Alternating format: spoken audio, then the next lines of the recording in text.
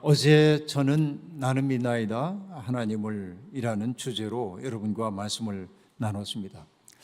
다양한 신학적인 이야기를 할 수 있지만은 그런 말들보다는 내가 하나님을 믿는다고 고백할 때 나는 어떤 삶을 살아야 하는지에 대한 이야기를 나눴습니다. 기억이 나시는지요?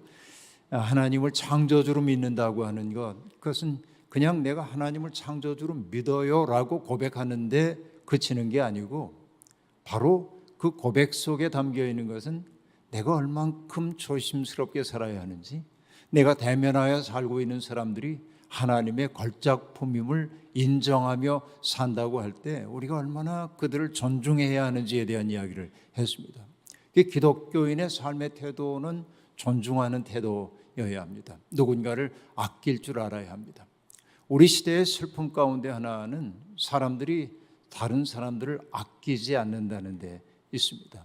그러니까 나하고 조금 다른 사람이 있으면은 돌려 세우고 미워하고 증오하고 나하고 상종할 수 없는 사람으로 여긴단 말이죠.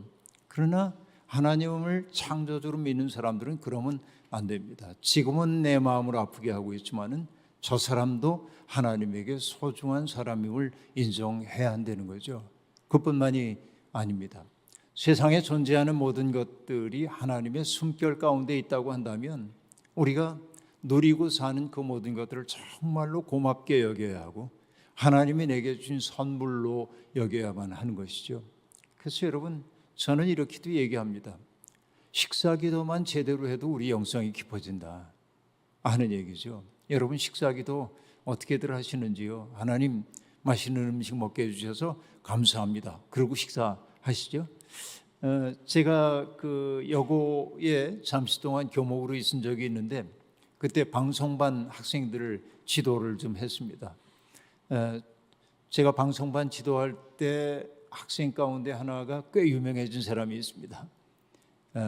김주하 앵커인데 이제 제가 PD로 이제 육성을 했던 사람 가운데 하나입니다. 근데 어쨌든 우리가 방송제 같은 것들 준비하면서 막 연습을 하다가 뭐 음식을 먹어야 되니까 만두도 사오고 그래서 이렇게 갖다 놓으면 아이들이 이제 같이 기도를 하자고 그러는데 기도를 하고 보면 아이들은 벌써 기도를 끝냈어요. 그래서 제가 농담으로 물어봤습니다. 기도했어? 했어요. 어떻게? 그랬더니 한 아이는 이렇게 대답합니다. God thank man 그랬대. 그게 뭔 소리니? 그랬더니 God thank you, amen 그렇게 하나님 감사합니다. 아멘. God thank man 그렇게 기도해야 돼요. 또 하나는 이렇게 얘기합니다. 하나님 2번이요. 그렇게. 그건 뭔 소리야? 그랬더니 식사 기도문이 몇 개가 있대. 네, 하나님 오늘은 2번입니다. 이렇게 기도했대요. 여러분들 그렇게 간편하게 하시는지 모르겠습니다만. 그런데 여러분 그 홍순관이라고 하는 평화 노래꾼이 있는데 사란톨의 무게라고 하는 노래를 만들었습니다. 노래의 내용은 이러합니다. 사란톨을 손바닥 위에다 올려놓고 무게를 달아본다는 거예요. 여러분 사란톨이 몇 그램이나 나가겠어요? 얼마 안 되잖아요. 그러니까 이게 과학적으로 뭐 0. 몇 그램인가 이렇게 따져보려는 게 아니고 시인답게 그 홍순관 집사는 뭐냐면 사란톨의 무게를 달아본다. 그 쌀 속에 담겨 있는 것들이 무엇입니까? 햇빛도 그 속에 담겨 있고 그리고 또 달빛도 담겨 있고 바람도 담겨 있고 농부의 땀도 담겨 있고 그래서 사란톨 속에는 우주의 무게가 담겨 있다는 것이죠. 그러니까 여러분 사란톨 속에 담겨 있는 우주의 무게를 볼 수 있는 사람이 어떻게 사란톨을 함부로 할 수가 있겠습니까? 그죠? 그래서 어느 우리 감리교 목사님이셨던 분이 만든 노래 가운데 하나도 그런 게 있습니다. 밥을 먹는 자식에게라고 하는 시가 있는데 그 첫 마디가 이렇게 시작됩니다. 천천히 씹어 공손히 삼켜라. 그렇게 허겁지겁 먹으면 고마운 줄 알겠느냐라고 얘기를 하는데 천천히 씹어 공손하게 삼켜라 라고 얘기합니다. 내 몸에 들어오고 있는 밥 한 톨이라고 하는 게 정말 얼마나 소중한지를 알아차리게 될 때, 그 진정한 기도를 우리가 드리게 될 때 내 영성은 깊어질 수밖에 없다. 그래서 저는 얘기하는 거예요. 식사 기도만 제대로 해도 우리 영성 깊어진다라고 말하는 까닭이 바로 거기에 있습니다. 금방 얘기했던 그 선배 목사님이 쓰셨던 시 가운데 이런 게 있습니다. 유자차를 마신다. 유자차를 마셔요. 여러분 유자차 좋아하잖아요. 그런데 유자차 한 잔을 마시면서 우리는 되게 어떻습니까? 맛있네. 맛있네. 건강해질 것 같아. 그러잖아요. 그런데 그 목사님은 이렇게 썼습니다. 지난 여름 아무도 몰래 내려앉은 6월의 햇살을 풀어 마신다. 그런단 말이에요. 이게 이제 시적 세계인 거예요. 유자 하나 속에 담겨 있는 것이 뭐예요? 그 여름 내 비쳤던 그 뜨거운 햇살이 그 속에 스며들어 있고 내가 그것을 마신다는 행위는 바로 그런 은총을 풀어 마시는 게 된단 말이죠. 이거예요. 고마워하는 거예요. 이런 마음이 우리 속에 있어야 돼. 이게 창조주 하나님을 믿는다는 말의 의미란 말이에요. 제가 종종 인용하고 있는 구상 선생님의 시가 있는데 그 시는 이렇게 되어 있습니다. 내 눈에 띄었던 무명의 백태가 벗겨지는 순간, 여러분 바울 사도가 바울이 되기 전에, 사도가 되기 전에 다마스커스로 가다가 부활하신 주님의 빛과 만나가지고 앞을 보지 못하게 되잖아요. 눈에 비늘 같은 것이 생겼다고 얘기하죠. 바로 그거예요. 무명의 백태가 눈에 끼었는데 구상 선생이 이렇게 얘기합니다. 내 눈에 끼었던 무명의 백태가 벗겨지는 순간 만유일체가 말씀임을 깨닫습니다. 라고 말해요. 그리고 그 다음에 이렇게 얘기합니다. 노상 무심하게 보아오던 손가락이 10개인 것도 놀랍고.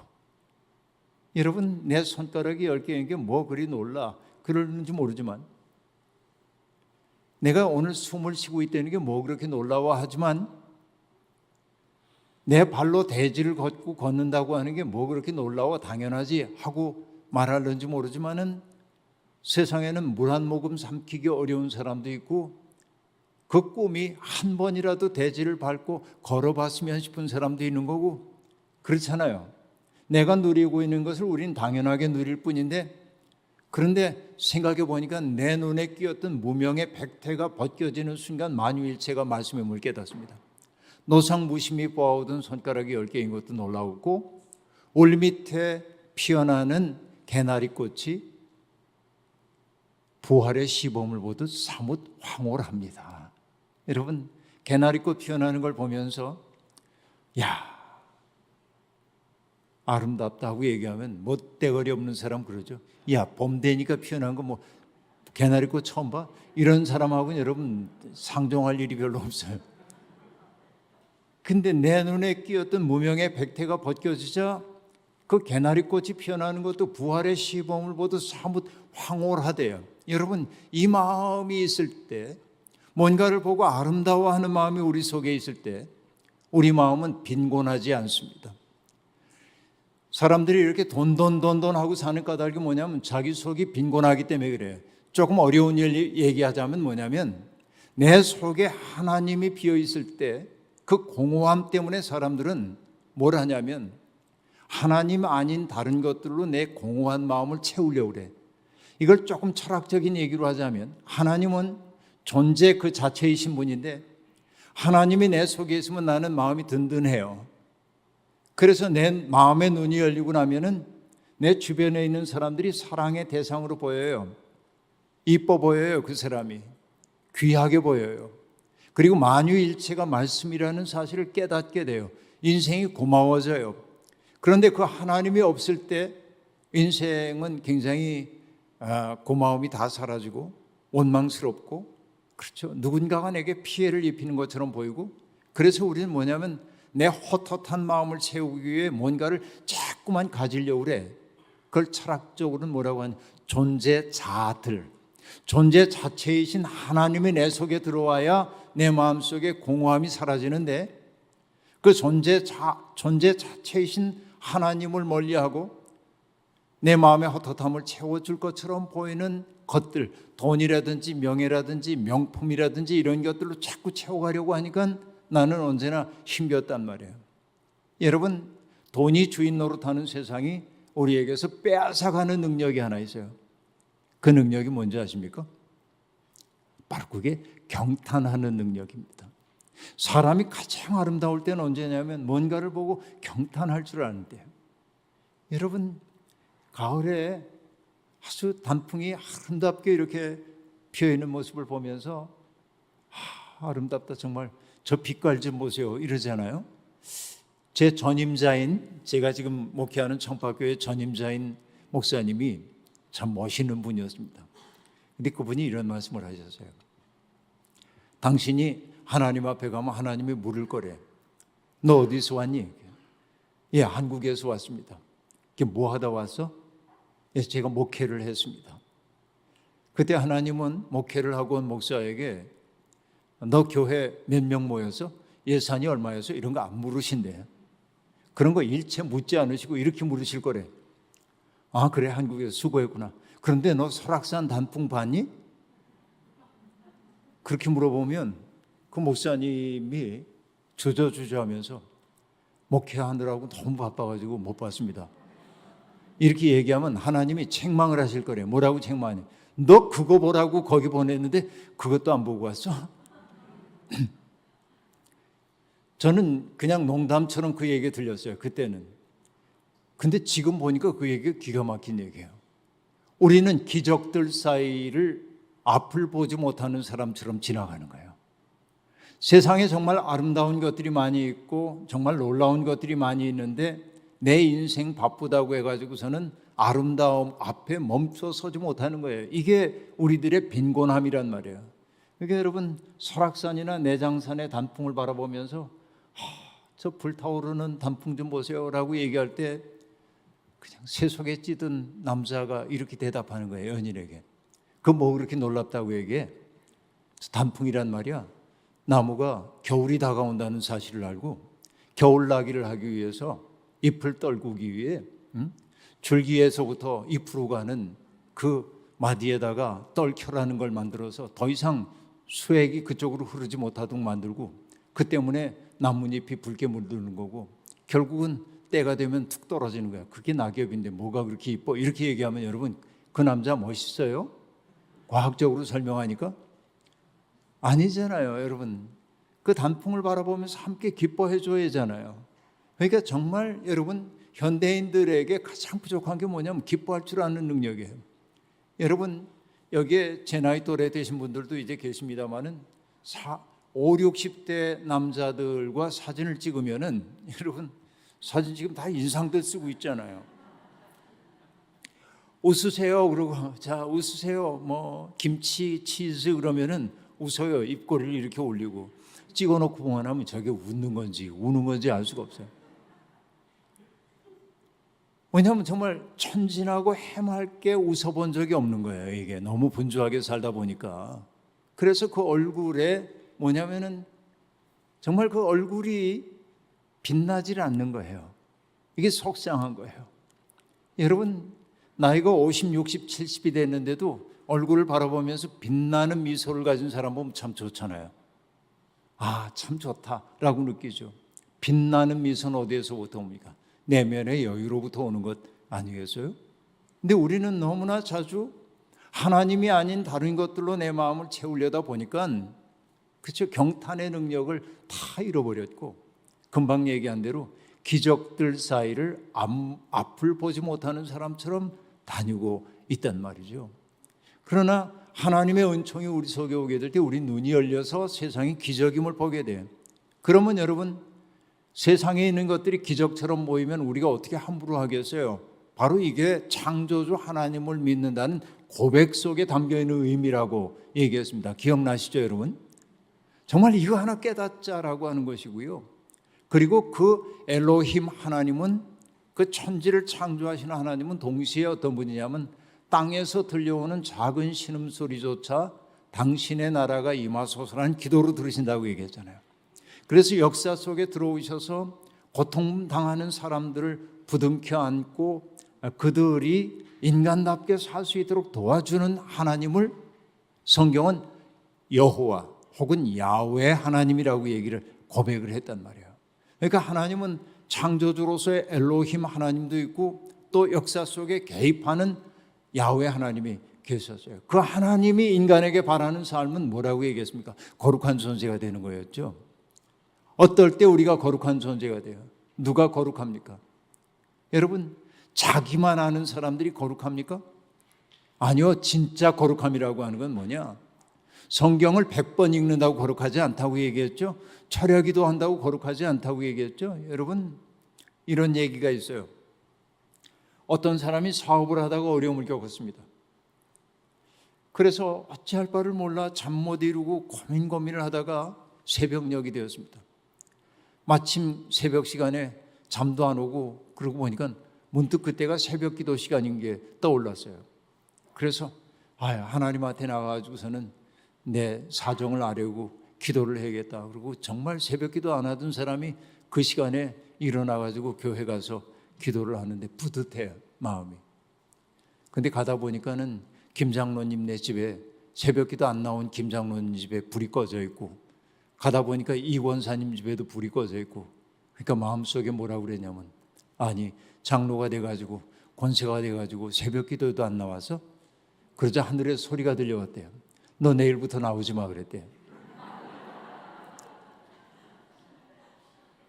여러분, 이게 뭐냐면은 자기가 거룩하다고 하는 그것 때문에 다른 사람들을 판단하게 될 때 그 영혼은 영성과 관계없는 거예요.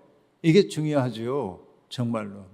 여러분, 기왕 얘기한 것 또 하나 해요. 이런 얘기 있습니다. 아주 오래전인데요, 목사들에겐 정말 수없이 많은 우편물들이 날아오거든요. 우편물들이. 근데 대부분은 뜯어보지 않고 아예 쓰레기통으로 던져지는 우편물 대부분입니다. 저도 그렇습니다. 어느 날 우편물 하나가 이렇게 왔는데 내 동네가 그거 안 봤는데 그날은 무슨 마음이 들었는지 어느 회사의 사보였는데 그걸 뜯어서 설렁설렁 넘기고 있었어요. 제가 대단히 심심했던 때인 것 같아요. 넘기다 보니까 어떤 단어가 눈에 탁 들어와가지고, 그 목사니까 이게 직업병이죠. 권사님 소리가 눈에 들어와서 다시 앞으로 가서 그 글을 읽기 시작했어요. 이런 내용입니다. 어느 날 이제 아주 오래전이니까 공중 목욕탕에 다들 갈 때 일주일에 한 번씩 가잖아요, 목욕들을. 공중 목욕탕에 갔다는 겁니다. 여자분이 쓴 글인데. 근데 그날따라 목욕하러 온 분들이 너무 많아가지고 탕 안에 이제 들어가 봤더니 사람들이 다 앉아 있고 세수대야가 하나도 안 보여서 한 바퀴를 다 돌고 보니까 어떤 아주머니가 세수대야 2개를 놓고 쓰고 있더래요. 2개를. 그래서 아주 조심스럽게 말했습니다. 아주머니 죄송합니다. 다 둘러봐도 지금 세수대야가 안 보여서 그런데 하나 좀 제가 써도 될까요? 그래서 그 아주머니가 화를 내면서 당신 누군데 내가 쓰고 있는 거 달라고 그러냐고 막 화를 낸 거예요. 그렇게 화낼 일은 아니잖아요. 그 불쾌한 마음으로 저쪽에서 세수대야 없이 목욕을 다 마치고 구정물 뒤집어 쓴 것 같은 마음인데, 그리고 목욕 마치고 락카룸으로 가가지고 옷을 갈아입는데 그 사나웠던 아주머니도 나와서 옷을 갈아입고 있어서 눈 마주치기 싫어서 등을 돌리고 옷을 입고 있는데, 저쪽에 이제 출입문이 이렇게 열리더니 어떤 분이 들어오다가 그 사나운 아주머니를 바라보면서 이렇게 얘기한 거예요. 어머 권사님, 산기도 가셨더라면서요. 그렇게 짐작해 보건대 그분이 그 전날이나 그 전전날이나 산기도 가셨다가 밤새 기도하고 내일이 주일이니까 목욕 재개하고 예배 드리려고 목욕탕에 갔던 거야. 그런데 여러분, 어머 권사님 산기도 가셨더라면서요. 그러자 그분이, 권사라고 지칭된 분이 반색을 하면서 이렇게 얘기하죠. 말도 말라오, 하늘에서 은혜가 쏟아집디다. 그렇게 얘기해요. 여러분, 은혜 충만히 받았는데 뭘 못하냐면 대야 하나는 나눌 수가 없어요. 무슨 얘기인지 아시겠습니까? 이게 한국 교인들이 은혜 받았다고 한 말에 담겨있는 그 문제점이에요.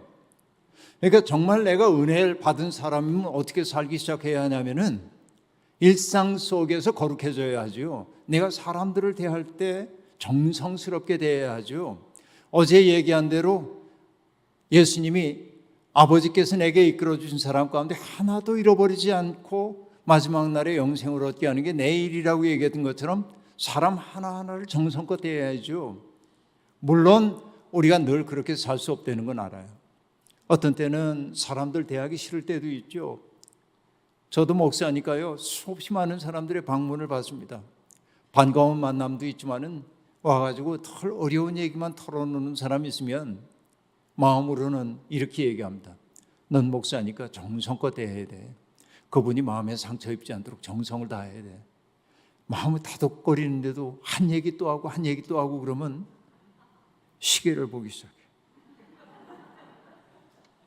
언제 갈 건가? 그러다가도 또 오죽하면 와가지고 이러워서, 그래서 나중에는 기도해주고 이제 그러기도 합니다만은, 그러나 여러분 자각을 해야 돼.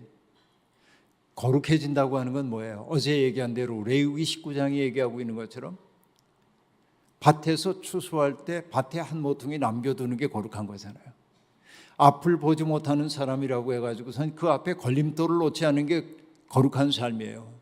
듣지 못하는 사람이라 해서 저주하지 않는 게 거룩한 삶이란 말이에요.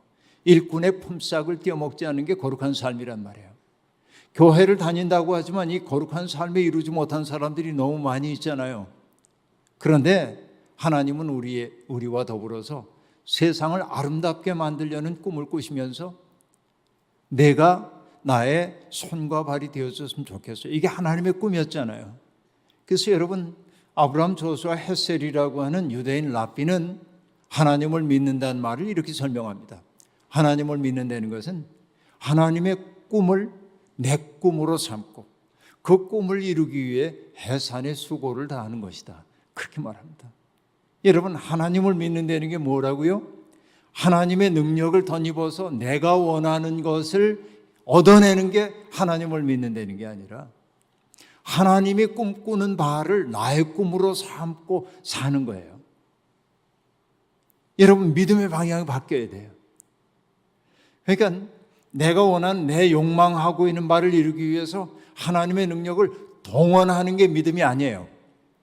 뭘 해야 되냐면 이렇게 미약한 나와 더불어 당신의 일을 하고 싶다는 하나님에게 나를 바쳐야 돼.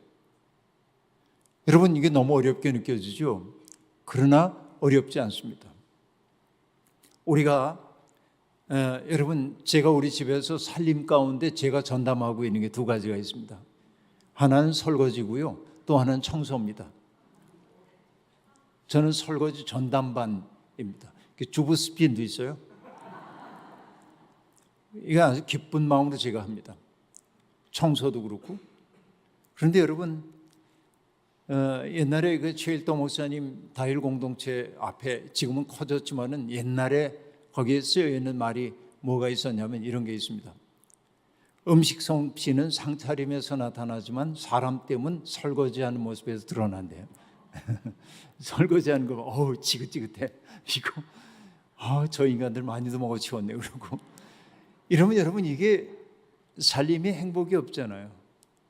그런데 음식을 조리하면서도 기도하는 마음으로, 화살 기도하는 마음으로 이 음식을 먹는 이들에게 건강을 주시고, 이 음식을 먹는 사람들이 음식을 먹고 육체적 건강뿐만 아니라 영혼의 건강도 허락해 주시고, 그 마음으로 하면 여러분, 정말 그 기도가 응답되지 않겠어요? 그렇죠? 이게 일상의 거룩함이에요.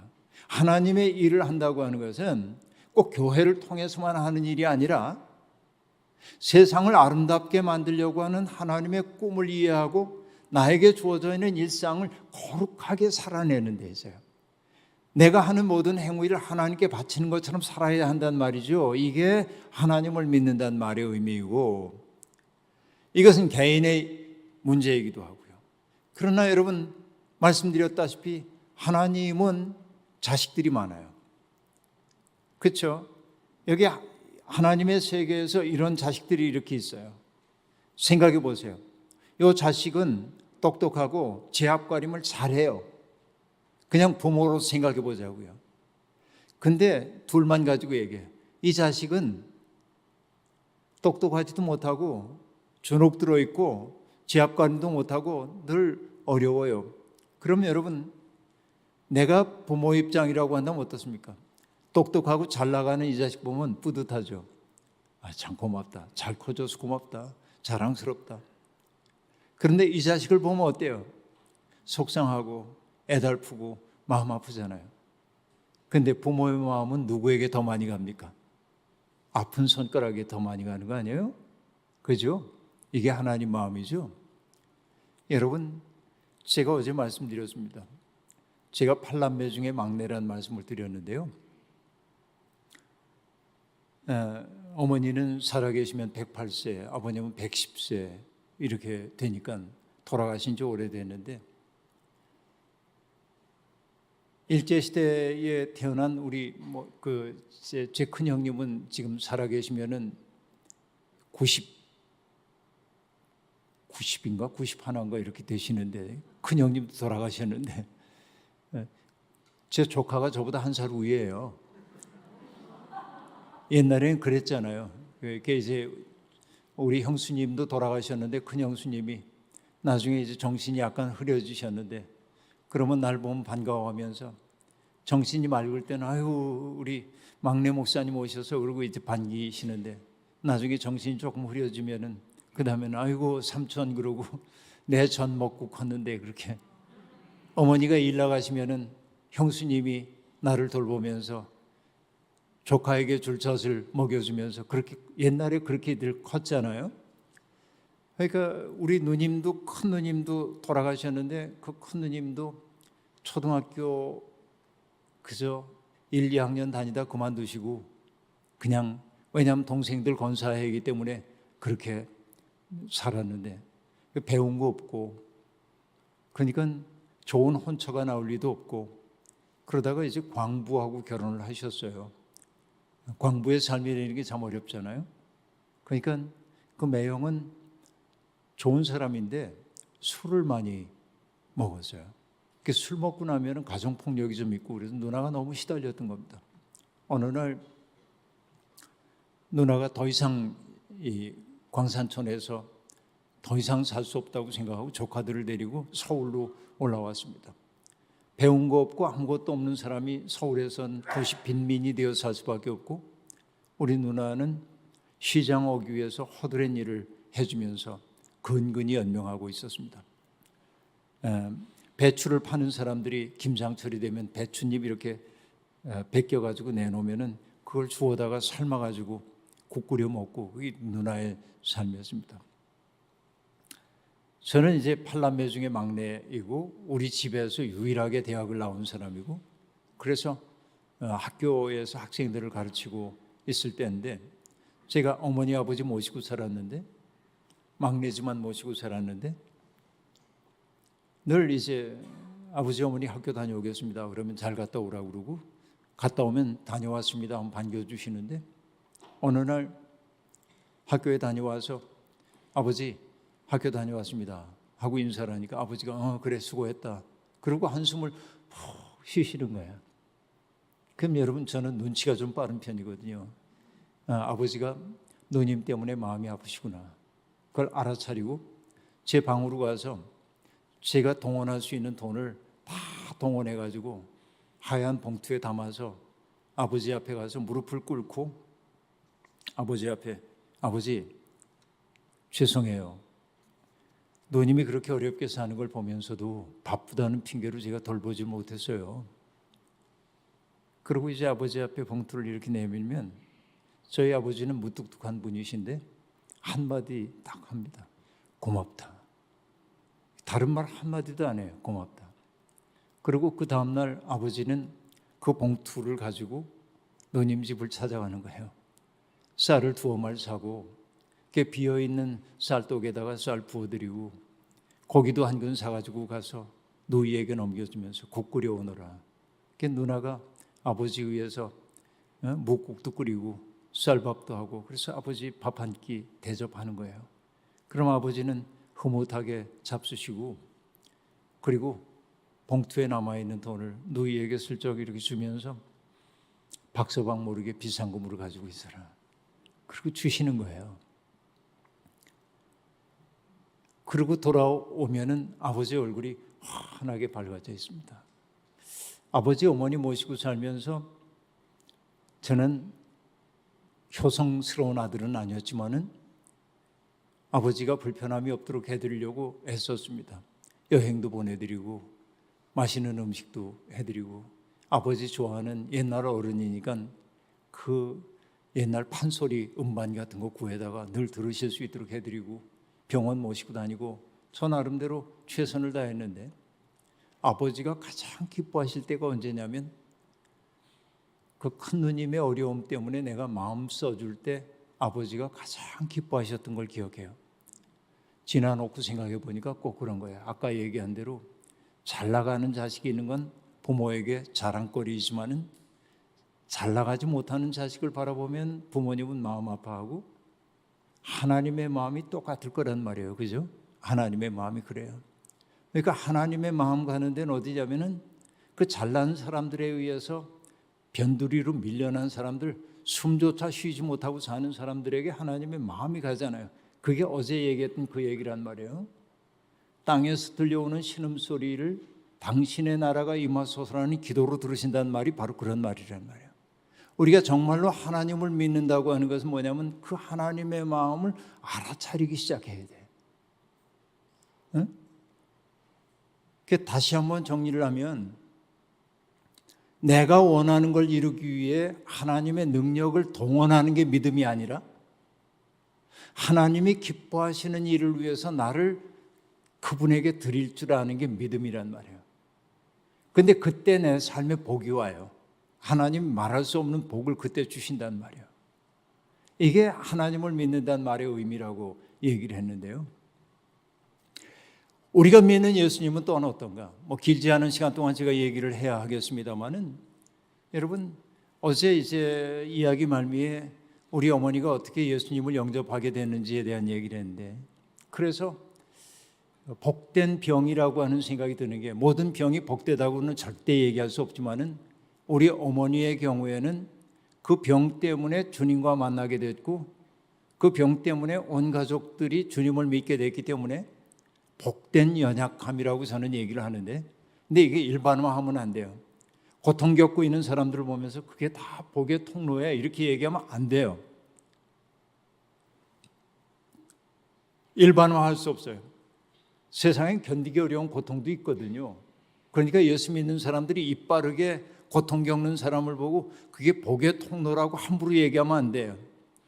나중에 사람들이 정말 그 고통을 통해서 고통을 복으로 바꿔냈을 때 간증은 할 수 있어요.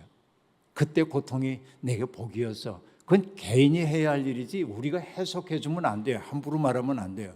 이게. 근데 여하튼 어머니가 이제 그렇게 병이 났고 어제 말씀드린 대로 제가 신학교 입학했을 때 내가 막내 아들 주의종 삼아달라고 14년 동안이나 기도했다고 그렇게 말씀하시고 여러분 결론부터 말씀드리면은 제 어머니는 제가 목사 안수를 받는 걸 보고 1년 후에 세상을 떠나셨습니다.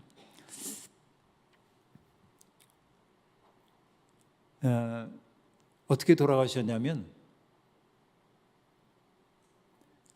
제가 모시고 있었는데 큰형님 댁에 일이 있어가지고 큰형님 댁에 어머니가 가셨어요. 식구들이 다 모였어요. 너희들이 연약해진 어머니 목욕시켜드리고 그리고 점심을 먹느라고 상을 차리고 점심상 앞에 어머니가 앉으셨어요. 수저를 이렇게 드시다가 머리가 좀 아프다. 그리고 수저를 내려놓고 뒤로 이렇게 물러가가지고 벽에 기대고 10분 만에 돌아가셨습니다.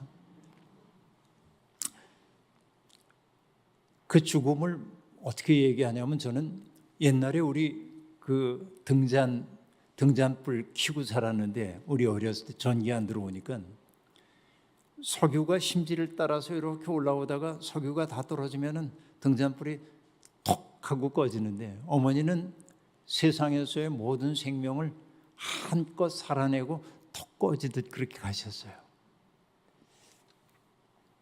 근데 그 어머니 덕분에 제가 교회를 가게 됐습니다만 저는 고등학교를 졸업하고 직장 생활하고 그러다가 참 서러운 일을 많이 겪고 그러다가 이렇게 살면 안 되겠다. 나도 대학을 가야겠다 하는 생각을 하고 공부를 하다가 내가 원하는 대학에 가지 못했어요. 첫 해 2차 시험을 보려고 그러다가 포기했습니다. 자존심이 허락하지 않아서. 저는 최고의 대학을 가야 한다는 생각이 있었기 때문에 자신도 있었고. 그런데 직장에서도 나왔죠. 대학의 문턱 앞에서 좌절했죠. 그러고 나니까 내가 세상으로부터 떠밀려난 것 같은 쓸쓸함을 느끼게 되었습니다. 어느 날이었습니다. 한강변에 살고 있었는데 살고 싶은 생각이 딱 없는 거예요. 석양역에 해가 뉘엿뉘엿 이렇게 비치고 있는데 그 햇살이 비치고 있는 물결이 잔잔해 보이고 저 속에 평안함이 있을 것 같은 느낌이 들고 그 죽음의 충동이 문득 찾아왔습니다. 근데 정말 기적처럼 그때 교회 종소리가 들려왔어요. 옛날에 종 쳤잖아요.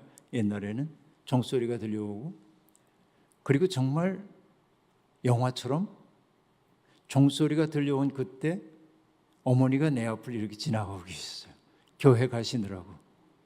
어머니는 늘 교회를 1시간보다 훨씬 더 일찍 가셨는데 그때 내가 생전 생각해 보지도 않았던 말을 어머니에게 툭 던졌어요. 어머니, 저도 교회 가도 돼요? 그러자 어머니가 그냥 심드렁하게 뭐 같이 갈 테면 가자 그러신 거예요. 나중에 생각해 보니까 어머니가 아이고 아들 드디어 이제 내 기도가 응답됐구나 가자 그래서 내가 됐어요 그러고 돌아섰을 거예요.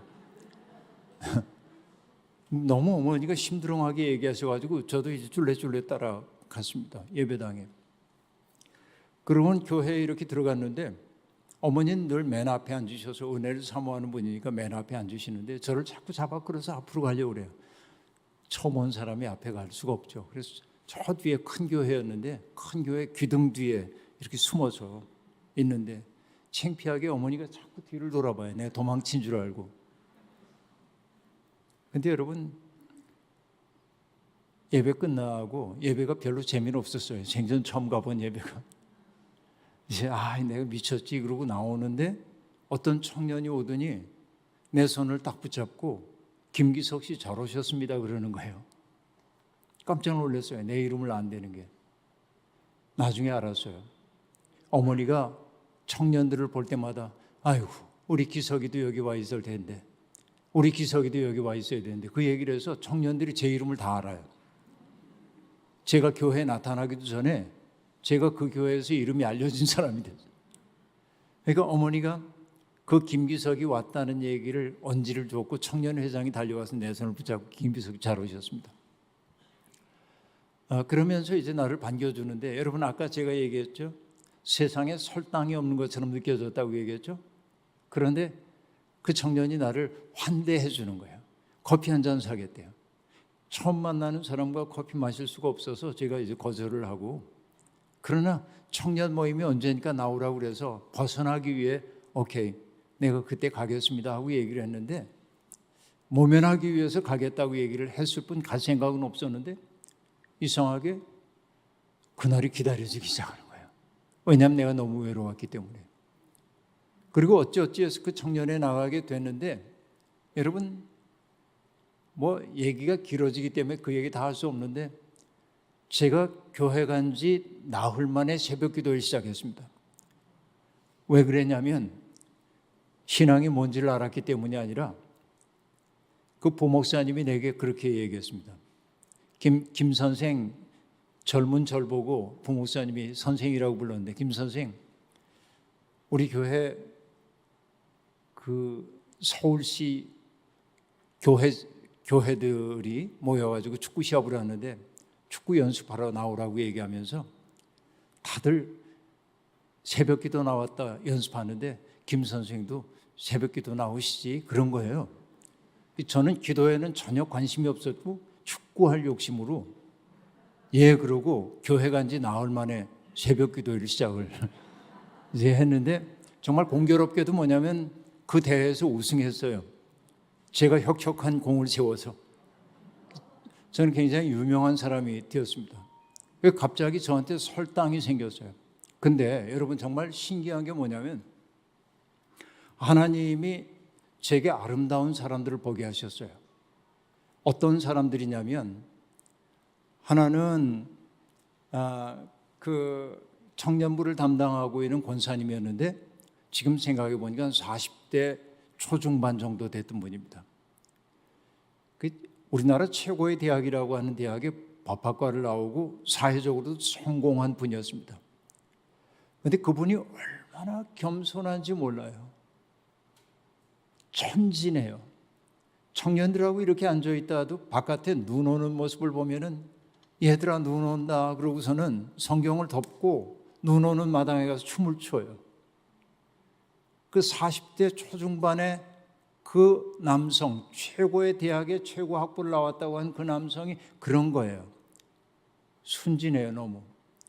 그리고 성경 공부를 하는데 파스칼이라고 하는, 방세를 썼던 파스칼이라고 하는 사람이 하나님을 경험했을 때 그 뜨거워서 어쩔 줄 몰랐던 얘기를 설명을 하면서 자기가 바닥에서 뒹굴뒹굴 굴르는 거예요. 근데 그분을 보면서 제가 생각했어요. 내가 그 대학 그 과를 나오고 저 사회적 위치에 있다면 굉장히 근엄하게 이렇게 어깨 세우고 점잖은 척하고 그럴 텐데 이분이 어쩜 저렇게 천진하고 아이 같은가. 보니까 예수라고 하는 분이 그의 속에 있다는 걸 제가 알게 됐어요. 아름답다 하는 생각이 첫 번째 들었어요. 그 다음에 두 번째는 뭐냐면 그 교회 보목사로 일하고 있는 분이었는데 그 보목사님은 30대 초반의 나이였는데 딸이 넷이었어요. 70년대 중반에 보목사의 생활이라는 게 너무 어려워요, 경제적으로. 딸 넷 키우는 거는 거의 극한의 가난 속에 살고 있다고 해도 과언이 아닙니다. 그분들 허허하고 웃어요. 그리고 제가 나중에 그분에 대한 이야기를 할 때 이렇게 얘기해요. 자기 주머니에 좋은 게 있으면 남 주지 않고 못 견디는 사람이에요, 이분이. 뭐든지 정말 좋은 게 있으면 자기가 갖는 게 아니라 누구를 주지 않고는 못 견뎌요. 그리고 언제나 자유로워요. 여러분, 그분은 정말 멋있었어요. 어느 날 저는 방 한 칸에서 어머니 아버지하고 누님하고 살았기 때문에 어머니 아버지하고 누님이 방에서 주무시면 난 잘 데가 없기 때문에 다락방에서 생활을 했어요. 지붕 바로 밑에 다락. 그러니까 여러분, 뭐 여름에 한여름에 지붕 바로 밑에 다락은 영상 40도 뭐 이렇게 올라가잖아요. 말할 수 없이 땀 뻘뻘 흘리면서선 공부하고 이제 그런 열악한 조건 속에 살고 있었는데 어느 날 제 방에 겨울에 누가 뭐 던지는 것 같은 느낌이 나서 다락방 문을 이렇게 열고 보면 그 목사님이에요. 김 선생 내려와, 눈 와. 새벽에. 그러면 옷을 입고 이렇게 나가면은 그냥 눈싸움 하자는 게 아니고 대관령 가는 거예요, 갑자기. 그래서 이 목사님 대단한 분인 게 뭐냐면 대관령 휴게소에 안 쓰거든요, 고속버스가. 근데 대관령 휴게소에 내려야 돼. 등산을 거기서부터 시작하기 때문에. 그러니까 뭐라고 하냐면 뒤에서 속닥속닥하고 버스 쓰면 빨리 내리라고. 그리고 이 양반이 버스 기사한테 가가지고선 지금 오줌을 쌀 것 같으니 세워줘야 된다고 이러면 기사가 화가 나면서도 어떻게 할 수 없이 거기 잠깐이라고 하고 그럼 내려! 그럼 후닥닥 내려서 거기서부터 이제 눈 쌓여 있는 대관령을 강릉 쪽으로 등산하고 멋있는 분이었어요. 그분을 보면서 어떻게 이분이 이렇게 아름답게 살지? 예수 그리스도였어요. 그분 속에 예수님이 있어서 자유로웠어요. 근데 또 한 친구는 청년회에서 만난 친구인데 키도 크고 잘생기고 멋있어요. 인격적으로도 아주 온유하고 좋아요. 저는 당연히 그 친구가 대학생인 줄 알았는데 나중에 보니까 학력이 곡졸이 전부예요. 중학교 1학년 다니다 그만뒀어요. 그리고 가정이 어려웠기 때문에 숭실대학교에 그 사환으로 일을 하고 있었어요. 내가 생각해 보니까 그렇게 어려운 조건 속에서 살았으면 뭔가 꼬여 있을 것 같은데 너무나 맑아, 사람이.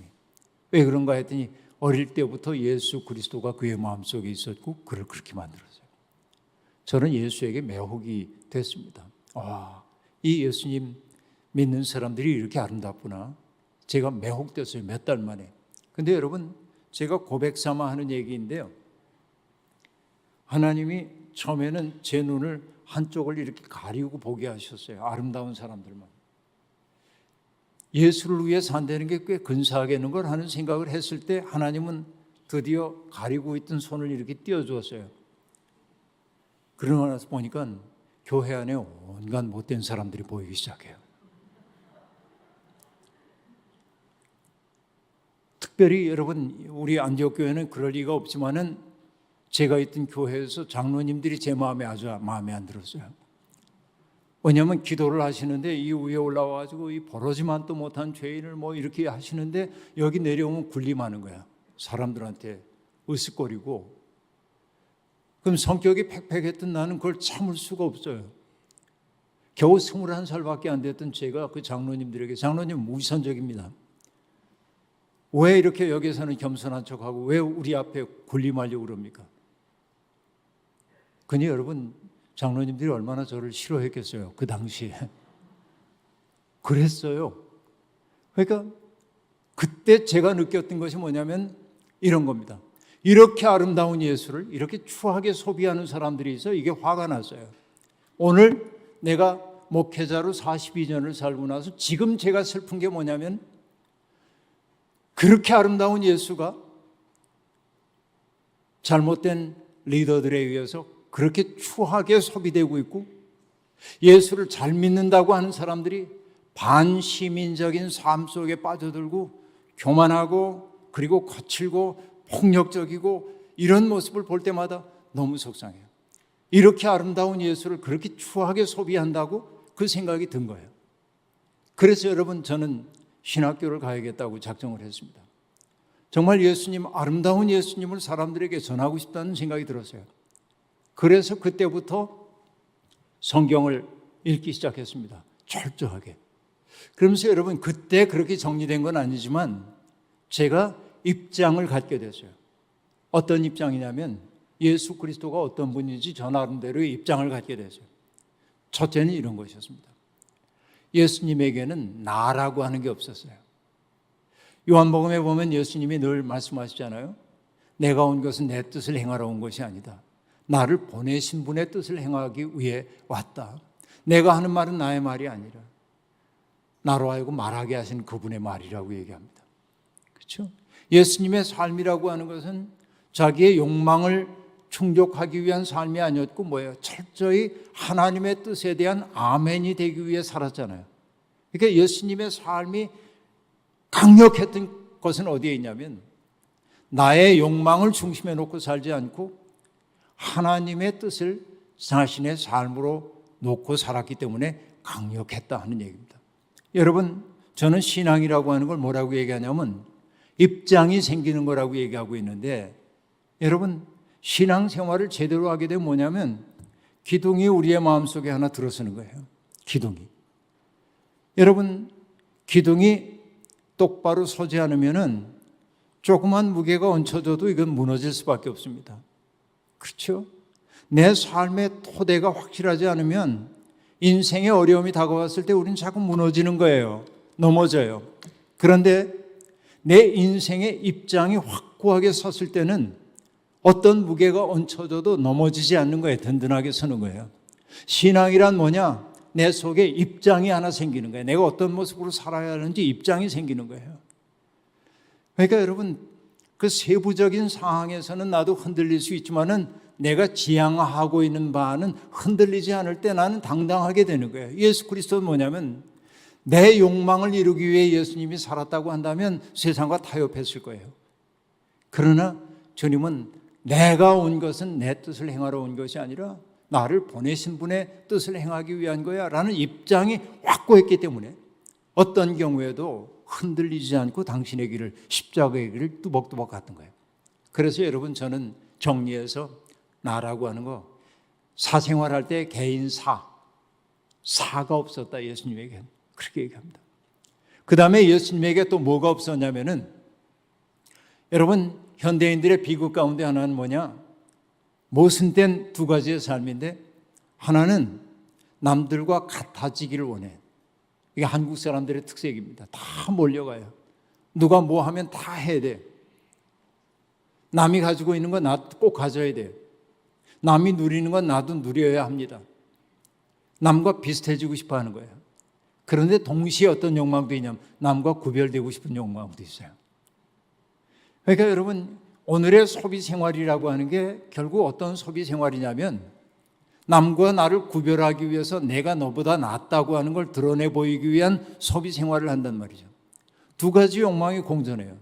남과 같아지고 싶은 게 첫째고 남과 구별되고 싶은 게 또 하나예요. 동일한 욕망의 양면이에요. 그러니까 여러분, 세상은 끊임없이 소비사회는 우리에게 뭐라고 얘기를 하냐면 이 정도는 가져야 내가 존중받는 거야 라고 얘기를 해요. 여러분, 호텔에 가보면 알 겁니다. 호텔 갈 일 별로 없으시겠지만은 저도 뭐 호텔 갈 일이 없는데요. 사람들이 하는 얘기예요. 조그만 차 타고 가면은 호텔의 벨보이도 별 볼 일 없이 봐요. 우리 교인이 고백하는 거예요. 외제차 몰고 가면은 굉장히 존중을 받는데요. 이게 기호를 소비하고 있는 우리 사회의 모습 아닙니까? 그래서 사람들은 뭐냐면 다른 사람들의 욕망을 카피하면서 살아요. 정말 나한테 필요하기 때문이 아니라 사회적으로 내가 무시당하지 않기 위해서 카피를 하며 산단 말이죠. 그러다 보니까 여러분 언제나 뭐예요? 나의 욕망보다는 내가 그 욕망을 실현할 수 있는 수단이 부족해요. 그래서 늘 허덕허덕하고 살기 때문에 행복이 없어요. 그런데 예수님은 남과 같아질 생각이 없었습니다. 자기답게 사는 거예요. 어제 말씀드렸죠. 겨우 30살밖에 안 된 젊은 예수가 한 말씀이 너무 놀랍잖아요. 옛사람은 너희에게 말하기를 살인하지 말라 하였다. 그러나 나는 너희에게 말한다. 형제를 보고 바보라고 하는 자는 지옥에 갈 거라고, 관원들에게 끌려갈 거라고 얘기합니다. 옛사람은 이렇게 얘기하지만 나는 이렇게 얘기한다. 입장을 가진 사람이에요. 남과 비슷해지는 사입이라고 한 말 우리가 알죠? 사입이? 사는 비슷하다예요. 이 비슷하지만 아닌 게 사입이잖아요. 우리는 누군가 같아지려고 그래요. 아까 얘기했던 아브라함 조수아 헤셀이라는 사람이 이렇게 얘기합니다. 타락이란 오리지널로 태어나 카피로 사는 것이 타락이다. 그렇게 얘기해요. 우리 모두 저마다 오리지널한 존재로 태어났는데 자기의 특성을 가지고 살았는데 남의 삶을 자꾸 카피하며 사는 거예요. 저 사람이 이만한 걸 누리니까 나도 이걸 누려야 돼 하는 거예요. 여러분, 저는 자동차가 없습니다. 우리 박성호 목사님이 연락하셨어요. 목사님, 어제 이렇게 올 때 내가 물어봤어요. 전철역 어디에 내리면 됩니까? 그랬더니 목사님 자동차로 오시는 거 아니냐고. 난 자동차 없어요. 그러니까 전철 타고 오는 거죠. 그런데 여러분, 꽤 많은 분들이 뭐냐면 목사님들이 자동차 때문에 전전긍긍하는 모습을 봅니다. 아니, 우리 교회보다 못하는 우리 교회 목사는 이런 차를 탔는데 난 이게 뭐야 하는 거. 거기에 붙들리는 거예요. 근데 저는 뭐냐면 자동차 없기 때문에 하나도 비참하지 않아요. 그건 나한테 영향을 주지 못해요. 나한테 그 의미가 없기 때문에 그래요. 그렇죠. 내가 만약에 누군가 같아지려고 했다고 한다면 늘 바라볼 거예요. 비교하고. 남과 비교하고 남과 같아지려고 하는 그 속에서 자유가 없어요. 내가 자유를 빼앗기는 거예요. 근데 예수 그리스도는 자유로웠어요. 왜? 남을 카피할 생각이 없었기 때문에. 하나님의 마음이 뭔지에 대한 관심만 가지고 있었기 때문에 그렇습니다. 또 보세요. 비스사자가 없었어. 개인사가 없었고 비스사가 없었죠. 또 하나 얘기하십시다. 예수님에게 없는 건 뭐예요? 뭐 거짓사 이것도 없고 뭐 더 말할 나위도 없고 또 하나 뭐냐면 사치스럽다. 큰 대자 밑에 놈자자가 있는 게 사치스럽다 할 때 이제 그 사자 아닙니까? 예수님에게는 사치가 없어요. 사치라는 게 뭐죠? 자기를 근사하게 꾸며서 남들에게 그럴싸하게 보이고 싶은 게 사치예요.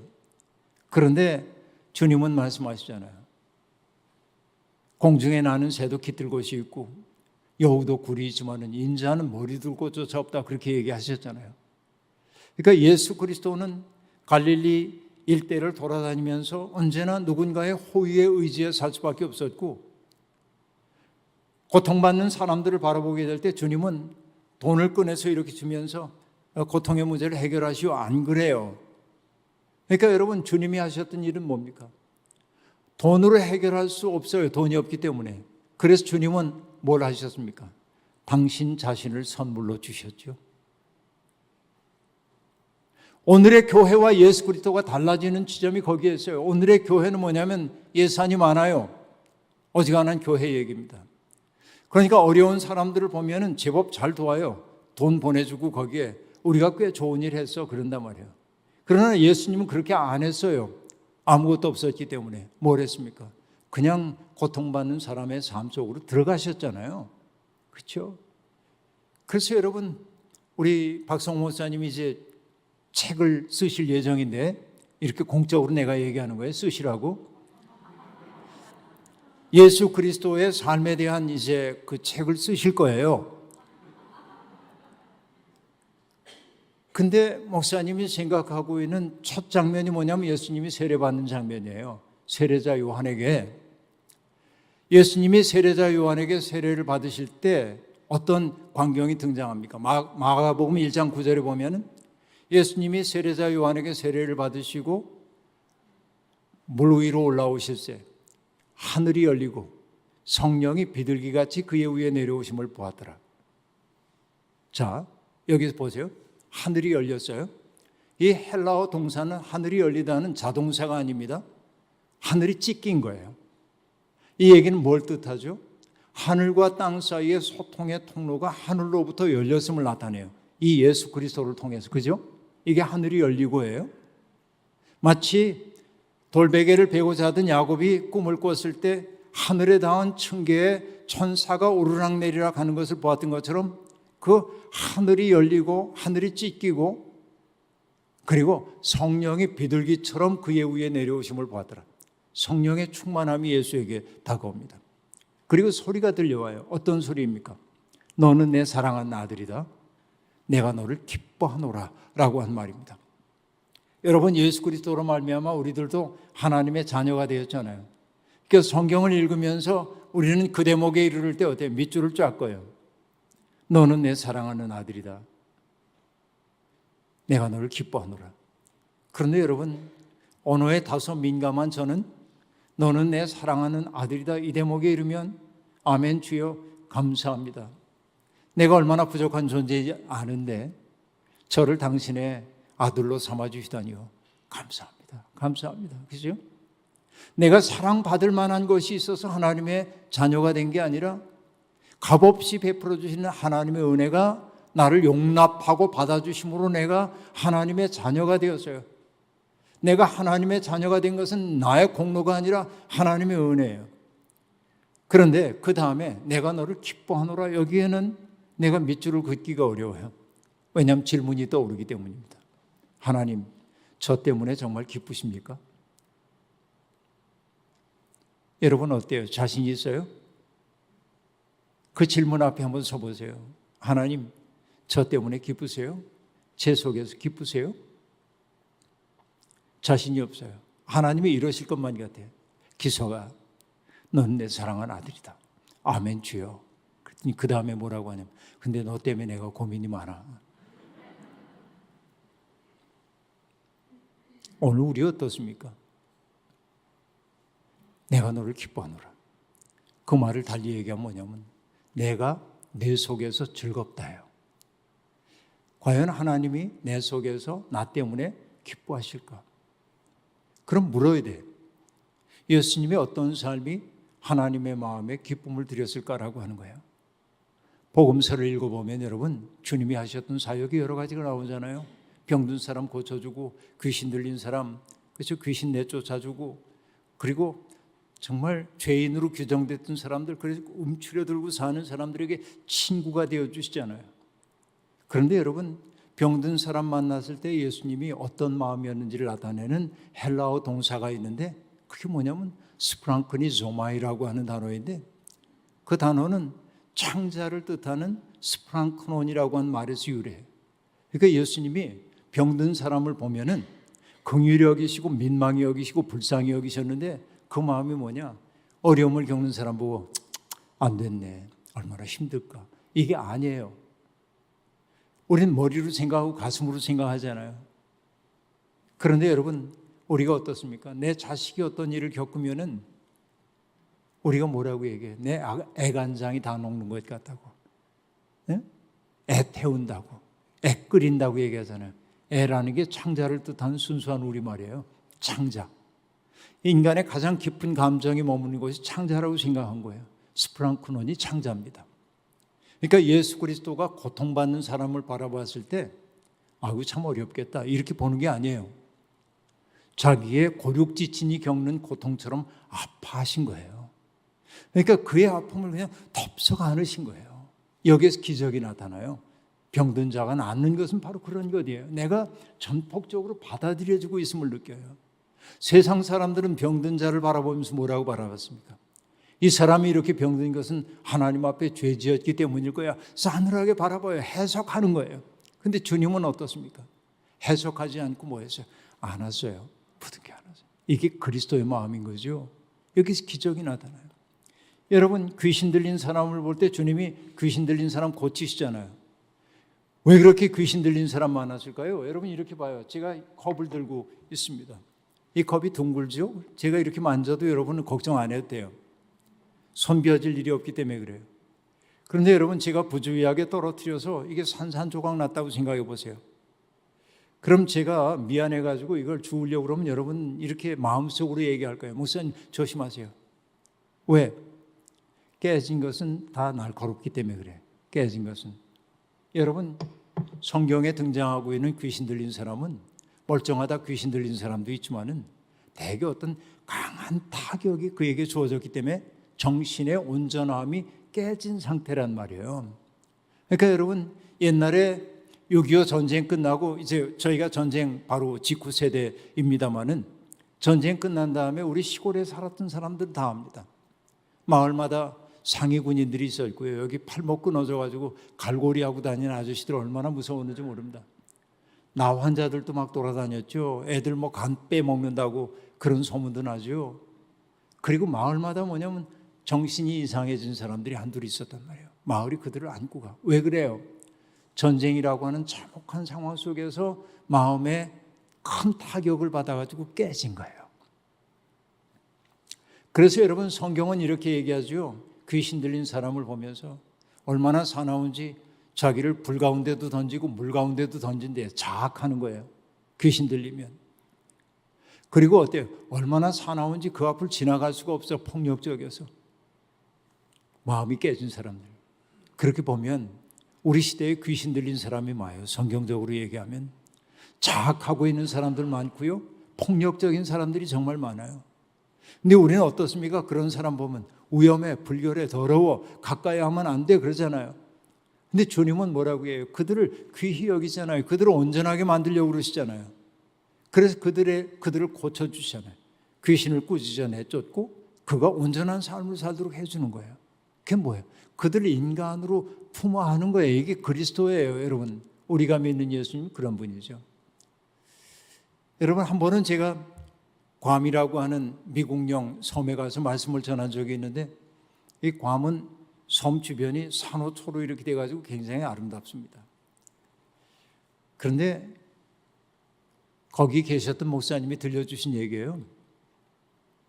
한국에서 오신 목사님이 모험심이 많으니까 저 산호초가 끝나는 지점에 가보고 싶다고 그래서 위험하다고 가시면 안 된다고. 그러자 여러분 한국 목사님은 믿음이 있잖아요. 할 수 있다 하신 이는 나의 능력수 하나님.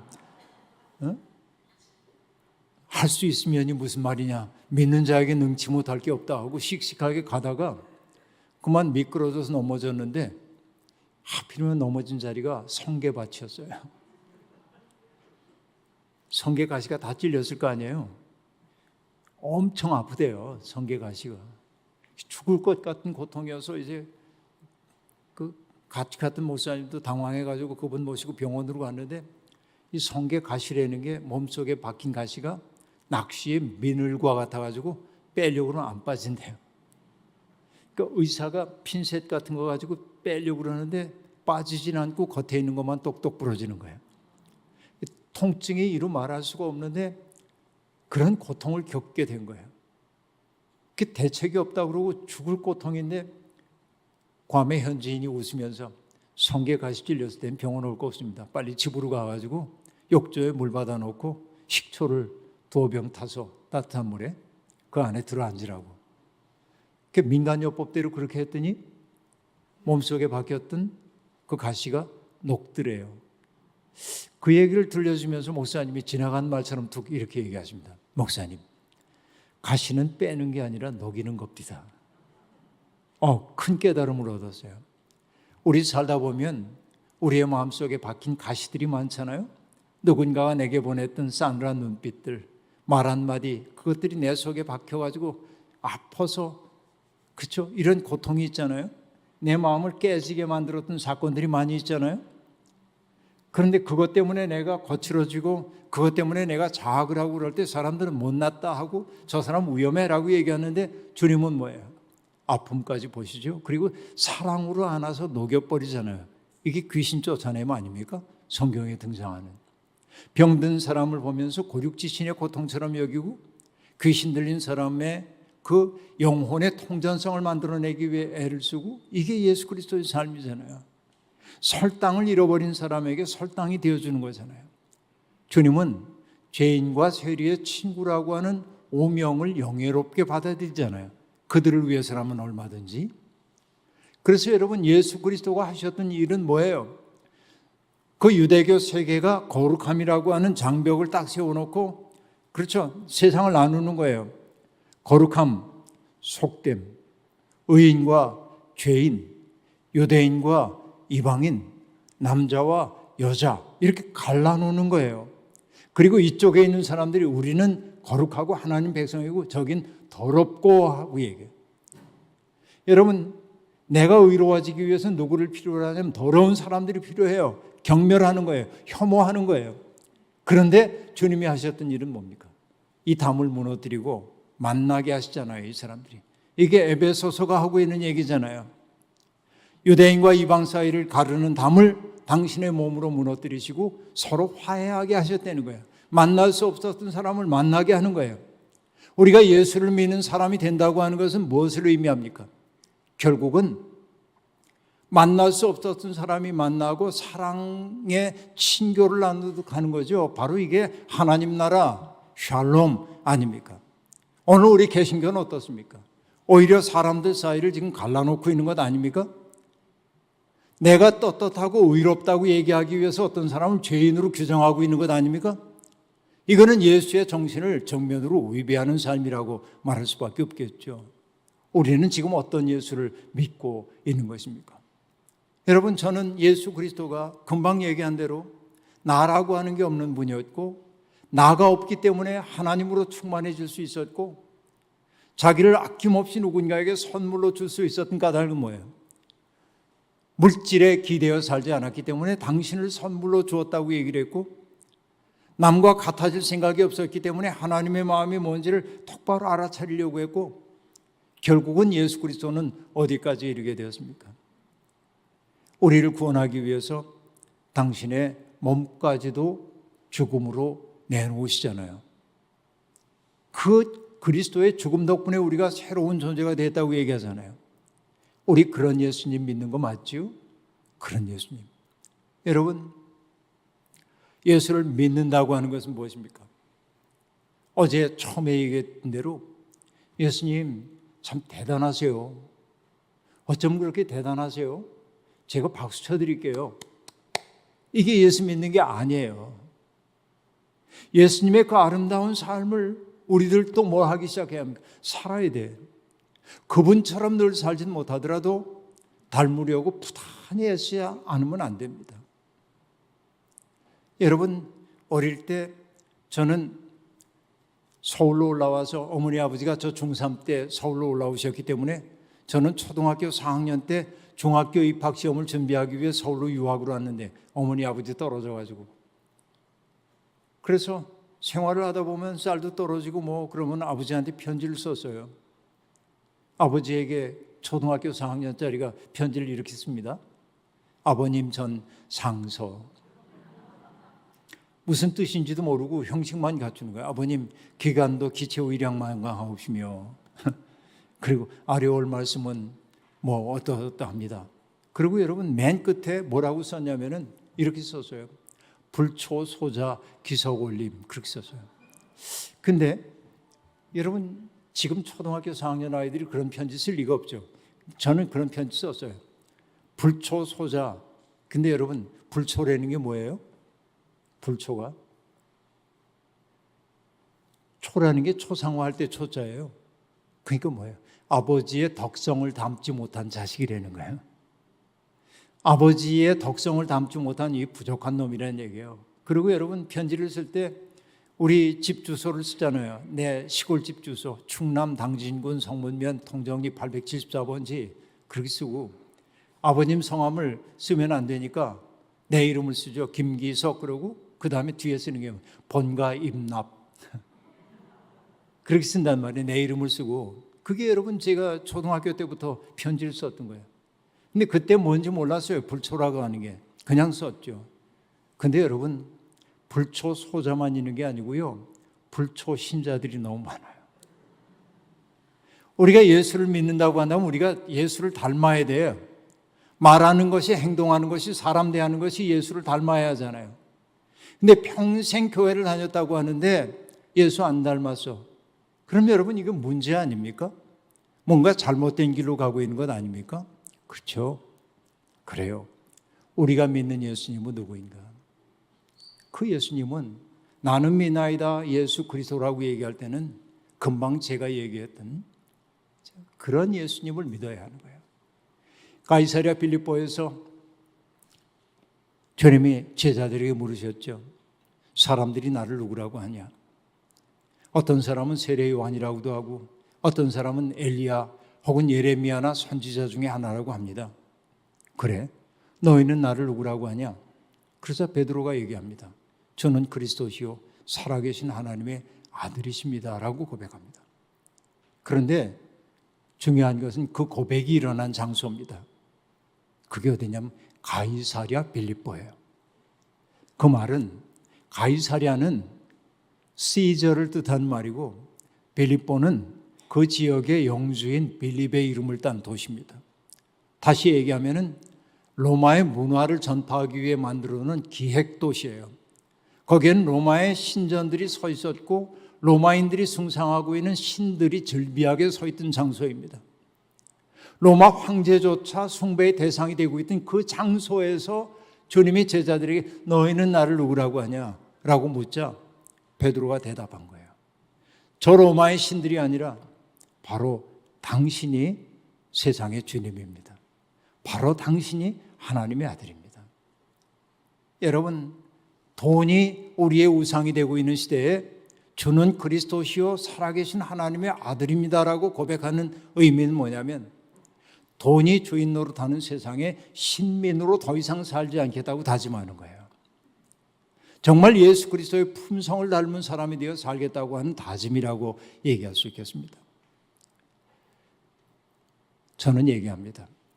그렇게 아름다운 예수를 그렇게 추하게 소비하고 있는 오늘의 개신교의 현실이 아파요.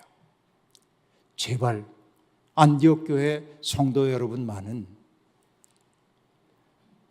정말 그 아름다운 예수의 뒤를 따라 그리스도를 닮은 사람들이 되기를 바라고, 그래서 너는 내 사랑하는 아들이다, 딸이다, 그리고 나는 안디옥 교회에서 즐겁다라고 하나님이 인정하실 수 있는 교회가 되기를 바랍니다.